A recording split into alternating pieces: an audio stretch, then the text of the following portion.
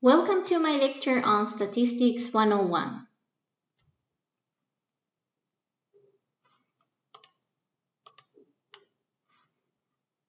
Before you do any statistical analysis, such as t-test, ANOVA, correlations, there are things you should know about your data. First, you want to check the distribution of the scores of your dependent variables. Theoretically, every psychological variable is assumed to be normally distributed. For example, let's say that we investigate how happy people are using a self-report questionnaire from 100 people. These 100 scores have a mean and a standard deviation. The mean is the average of 100 scores, and the standard deviation is how spread scores are from the mean. The normal distribution should have a somewhat symmetrical bell curve shape with most scores around the mean and less scores further from the mean, just like the figure on the right. What happens when the distribution is not normal? There are several possibilities. One possibility is that the scores are negatively skewed, which means that most scores are gathered around the high end. If you are investigating happiness, this distribution would imply that people in your study may be happier than you would normally expect. Another possibility is that the scores are positively skewed. When the distribution is positively skewed, most scores are gathered around the low end. If you are investigating happiness, this distribution would imply that people in your study may be unhappier than you would normally expect. There may be different reasons why your variable scores are not normally distributed. One reason could be that your sample is not representative of the normal population. When you do research, ideally, you should collect data from a normal population, which means that everyone in this world. However, practically speaking, it is not possible to get data from everyone. So you will always have a subsample of the whole population, assuming that this sample somewhat represents the target group you are investigating. However, if for some reasons people who participated in your study do not represent the whole population, it could happen that the distribution of the scores is not normal. For instance, if I collect data from this class, how interested you are in the topic of educational science, I would probably end up having a negatively skewed distribution. Because you are a selective group of individuals who are registered in the Department of Educational Science, and therefore your interest should be much higher than the normal population of people out there. Another reason why your distribution is not normal may be that the test or the questionnaire you're using to measure your variable is not capturing the whole range of individual variability in the variable. For instance, let's say that you want to investigate how high the intelligence of people in Germany is. But you created an intelligence test that is way too difficult for most people. In this case, you may end up getting a positively skewed distribution because most people may do much worse than they're supposed to. Therefore, you should improve the quality of the test by removing some questions or modifying some questions to make the test easier. In addition to the distribution, you should also calculate the mean of the scores of your dependent variable.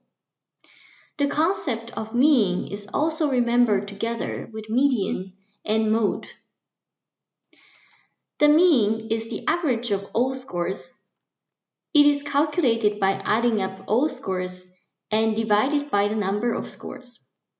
For instance, let's say that there are 7 scores that are 3, 3, 3, 4, 4, 5, and 5. The mean value would be 3.857. The median is simply the middle score, which means that when you align all scores from the smallest to the largest numbers, that is the score which is in the middle. If you have two middle scores in your data, you simply take the average of the two. Finally, the mode is the most frequent occurring number. So in the example, there are 3 3s, 2 4s, and 2 5s. Therefore, the mode in this case is 3, because 3 occurs most frequently in this data. In addition to the mean, median, and mode, your distribution has something called standard deviation. Standard deviation indicates how spread out each score is from the mean, which means how different people are in your data.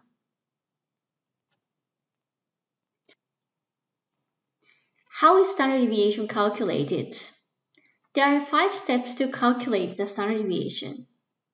Let's say that we tested how many times a week people exercise from 5 people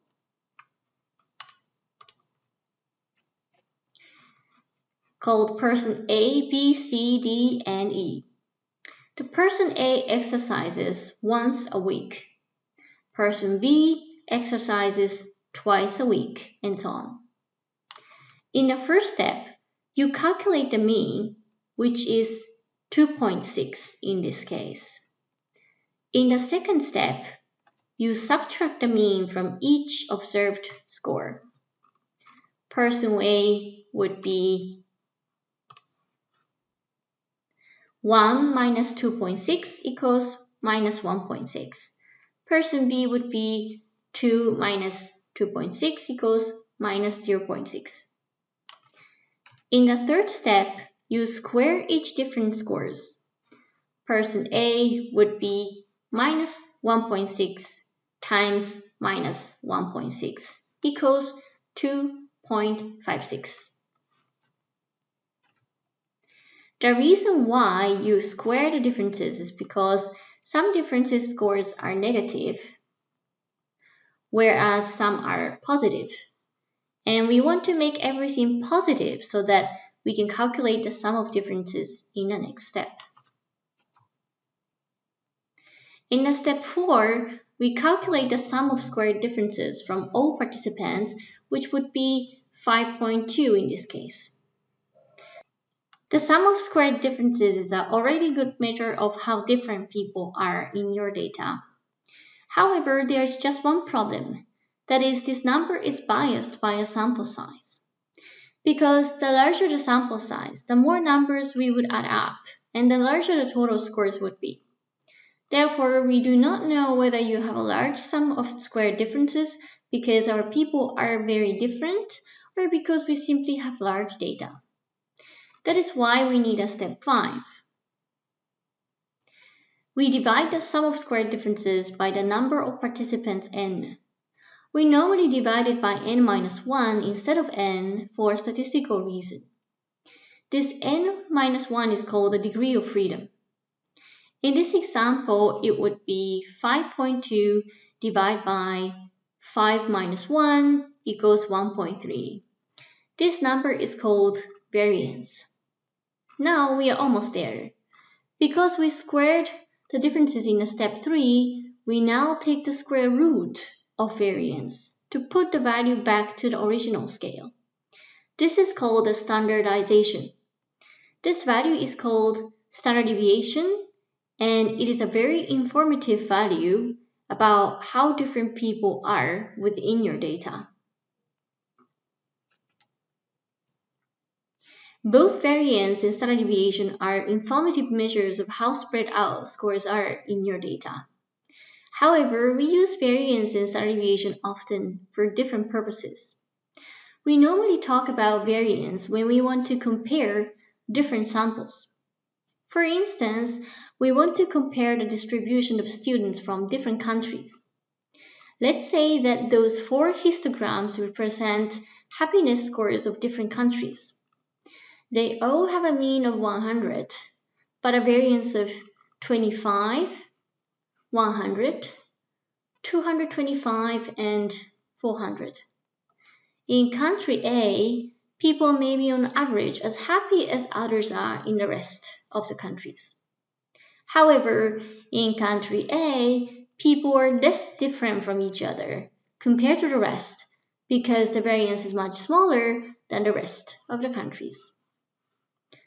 For standard deviation, we normally use it for comparing individuals within the same sample.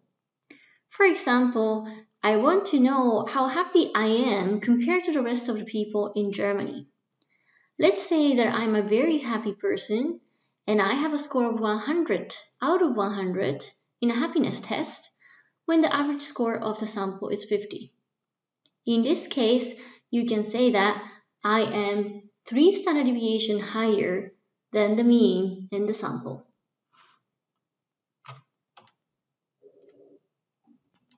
Here's the summary for the lecture today. First, we assume psychological variables are normally distributed. Second, every normal distribution has a mean and a standard deviation. Third, both variance and standard deviation are a measure of how different people are. Fourth, variance is often used for comparing different samples, and standard deviation is often used when comparing different individuals within a sample. Thank you very much and see you next time.